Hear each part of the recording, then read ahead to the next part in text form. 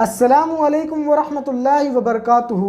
दोस्तों, आज आप सभी के लिए मैं एक नकाब वाली लड़की यानी एक हिजाब वाली लड़की का इबरतनाक वाक़या लेकर आया हूं कि जिसे सुनने के बाद आपको भी हैरानी होगी कि किस तरह एक अल्लाह वाली लड़की अल्लाह ताला को राज़ी करने के लिए, अल्लाह की रज़ा के लिए अपनी किस चीज़ की कुर्बानी देती है। आज की वीडियो में मैं आप सभी को बताऊँगा, इसीलिए मैं आप सभी से गुजारिश करूँगा कि इस वीडियो को आखिर तक देखें। मेरे प्यारे दोस्तों, मैं जो आपको ये वाक़या सुनाऊँगा, ये वाक़या बिल्कुल ही सच्चा है और आप इस वाक़ये से इबरत हासिल करें। मेरे प्यारे दोस्तों, मैं आप सभी को बता दूं कि किसी मुल्क में एक बहुत ही ज़्यादा हसीन और जमील लड़की रहा करती थी जो कि बहुत ही ज़्यादा नेक और परहेजगार थी, यानी वो अल्लाह वाली बंदी थी और वो हमेशा पर्दे का एहतमाम किया करती थी। मेरे प्यारे दोस्तों, उसी मुल्क में एक बादशाह रहा करता था जिसका रोज़ाना का ये मामूल था कि वो हर शाम अपनी महल के छत पर जाकर टहला करता था। एक दिन जब वो बादशाह अपने महल के छत पर टहल रहा होता है तो तभी वो अपने महल के करीब एक झोपड़ी को देखता है कि जिस झोपड़ी के बाहर एक बहुत ही ज़्यादा हसीन और जमील लड़की खड़ी होती है जो कि उस वक्त नकाब में होती है।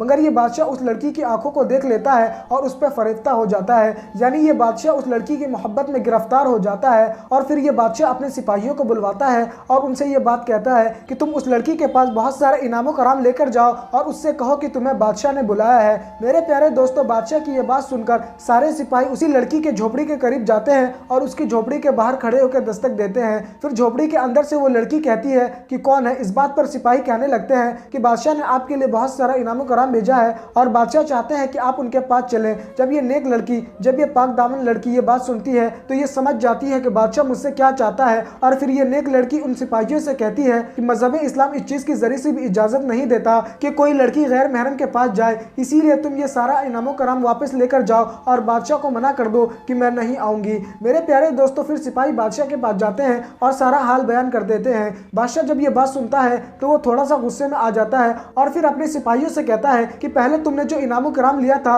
उससे इस बार कहीं ज्यादा इनाम कराम लेकर जाओ, हो सकता है इन तोहफों को देखकर, इन इनाम कराम को देखकर वो लड़की राजी हो जाए। मेरे प्यारे दोस्तों, बादशाह की इस बात को सुनकर सारे सिपाही पहले से कहीं ज्यादा इनाम कराम इकट्ठा करते हैं और उस लड़की के झोपड़ी के पास जाते हैं और फिर से दस्तक देते हैं और उस नेक लड़की यानी उस पर्दे वाली लड़की से ये बात कहते हैं कि बादशाह ने पिछली बार से कहीं ज्यादा इस बार इनाम कराम भेजा है, बस बदले में बादशाह आपसे ये चाहता है कि आप बादशाह की ख्वाहिश पूरी कर दे। मेरे प्यारे दोस्तों, जैसे ही ये नेक लड़की, जैसे ही ये पर्दे वाली लड़की इन बातों को सुनती है वो खौफ के मारे कांपने लगती है और वो इन सिपाहियों से कहती है कि मैं हरगिज इतना बड़ा गुनाह अपने सर नहीं ले सकती और अगर मैं ऐसा काम करती हूँ तो मैं आखिरत में अल्लाह को क्या मुंह दिखाऊंगी, उसके रसूल को क्या मुंह दिखाऊंगी। मैं इस्लाम की शहजादी हूँ और इस्लाम की शहजादियाँ इस तरह का काम नहीं करती। तुम ये सारा इनाम कराम लेकर वापस चले जाओ, मुझे इस चीज़ की कोई ज़रूरत नहीं। दोस्तों, फिर सिपाही बादशाह के पास जाते हैं और सारा हाल बयान कर देते हैं। जब बादशाह इस तरह की बात सुनता है तो उसके गुस्से का ठिकाना नहीं रहता और वो अपने सिपाहियों से कहता है कि मैंने तो उसके साथ फ़ायदे का सौदा किया था, अगर वो नहीं मानी तो उसमें उसकी गलती है। ये बात कहते हुए बादशाह फिर अपने सिपाहियों को हुक्म देता है कि तुम उस लड़की को उठाकर लेकर आ जाओ और मेरे कमरे में ले जाकर बंद कर दो। मेरे प्यारे दोस्तों, बादशाह का ये हुक्म सुनकर सारे सिपाही जाते हैं उस झोपड़ी के पास और उस नेक लड़की यानी पर्दे वाली लड़की को पकड़कर बादशाह के कमरे में बंद कर देते हैं। मेरे प्यारे दोस्तों, फिर थोड़ी देर बाद बादशाह अपने कमरे में दाखिल होता है और अपने कमरे का दरवाज़ा बंद कर ही रहा होता है कि उससे पहले वो नेक लड़की यानी पर्दे वाली लड़की कहती है कि रुक जाओ, खुदा के लिए ऐसा ना करो, यानी अपने सर पे इतना बड़ा गुनाह मत लो। मैं मजहब इस्लाम की मानने वाली हूँ और मैं इस तरह का घिनौना काम नहीं कर सकती, खुदा के लिए मुझे छोड़ दो। मेरे प्यारे दोस्तों, ये लड़की रोती भी जाती और दूसरी तरफ बादशाह से मिन्नतें करती, मगर बादशाह के सर पर शैतान सवार था, उसने उस लड़की की एक ना सुनी। मेरे प्यारे दोस्तों, जैसा कि हम सभी जानते हैं कि जो अल्लाह ताला की रज़ा के लिए काम करता है, जो अल्लाह ताला का नेक बंदा होता है, जो हमेशा अल्लाह और उसके रसूल के बताए हुए रास्ते पे चलता है,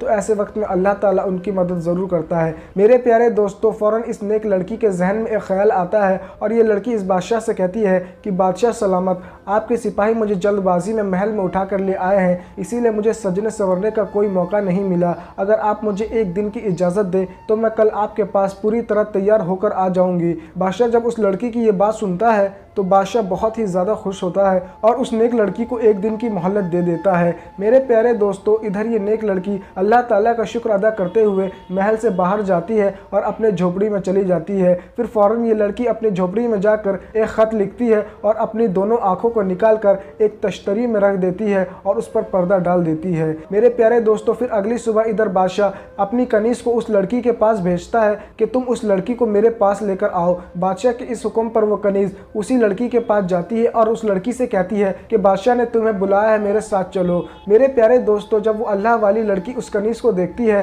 तो वो उस कनीज़ से ये बात कहती है कि पहले तुम वो तश्तरी उठा लो जिस पे पर्दा रखा हुआ है और ये ख़त भी लो, दोनों जाकर सबसे पहले बादशाह को देकर आओ। दोस्तों, ये कनीज़ बादशाह के पास जाती है और तश्तरी और ख़त दोनों दे देती है। दोस्तों, जब वो बादशाह उस तश्तरी से पर्दा हटाता है तो उसके पैरों तले ज़मीन खिसक जाती है। यानी वो देखकर बहुत ही ज़्यादा हैरान हो जाता है कि उस तश्तरी में 2 आंखें हैं। फिर दोस्तों, बादशाह उस ख़त को पढ़ता है जिसमें यह लिखा होता है, मुझे उन आंखों की ज़रूरत नहीं जिससे अल्लाह की नाराज़गी मुझ पर आए। मैं अल्लाह की बंदी हूँ और हरगिज़ मैं ये नहीं चाहती कि मेरा ठिकाना जहन्नम हो। तुम्हें मेरी आंखें पसंद आई थी, इसीलिए मैंने तुम्हें अपनी आंखें भेज दी हैं। दोस्तों, बादशाह जैसे ही इन बातों को पढ़ता है उसके रोंगटे खड़े हो जाते हैं। यानी वो खौफ के मारे कांपने लगता है और वो अपने किए पर बहुत ज़्यादा पछताता है और फ़ौरन उस लड़की के पास जाता है ताकि वो उस लड़की से माफ़ी मांग सके। मेरे प्यारे दोस्तों, जैसे ही उस लड़की की झोपड़ी पर पहुंचता है बादशाह, तो वो ये देखता है कि वो लड़की दुनिया फ़ानी को छोड़कर रुखसत हो गई है। बादशाह को उसकी मौत का बहुत ज़्यादा सदमा लगता है और बादशाह ये सोचने लगता है कि इस लड़की की मौत सिर्फ मेरी वजह से हुई है और अपनी गलती पर बहुत ही ज़्यादा रंजीदा होता है। हत्ता कि दोस्तों, ये अल्लाह ताला से अपने गुनाहों की कई बार माफ़ी भी मांगता है। फिर मेरे प्यारे दोस्तों, इस लड़की की जनाजे की नमाज भी बादशाह अदा करता है। मेरे प्यारे दोस्तों, मैंने जो ये आपको वाक़या सुनाया है ये बिल्कुल सच्चा वाक़या है, यानी ऐसा वाक़या सच में पेश आया था। तो दोस्तों, आपको ये वाक़या पसंद आया है तो वीडियो को लाइक करें और ज़्यादा से ज़्यादा शेयर करें। तो दोस्तों, आज के लिए बस इतना ही। जब तक के लिए खुदा हाफिज़। अगर बेटी नहीं मान गवाए, हाथों से नशे मन न कभी अपन जलाए। बेटी को खुदा के लिए तुम दीन सिखाओ, माँ बाप को बेटी के ये पैगाम सुनाओ। बेटी को खुदा के लिए तुम दीन सिखाओ। बचपन से अगर दीन का जज्बा न जगाया, आँखों में अगर शर्म का ज़ेवर न सजाया। बचपन से अगर दीन का जज्बा न जगाया, आँखों में अगर शर्म का ज़ेवर न सजाया।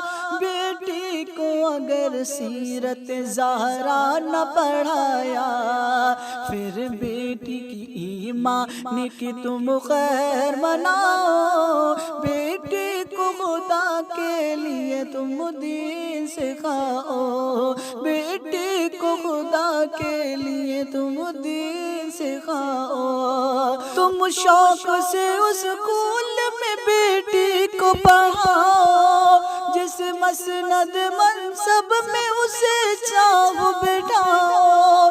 तुम शौक से उस स्कूल में बेटी को पढ़ाओ, जिस मसनद मनसब में उसे चाहो बिठाओ। लेकिन उसे तुम दर से हया पहले दिलाओ। जाफर की गुजारिश को कभी भूल न जाना।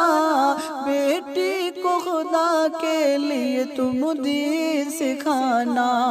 बेटी को खुदा के लिए तुम दीन सिखाना।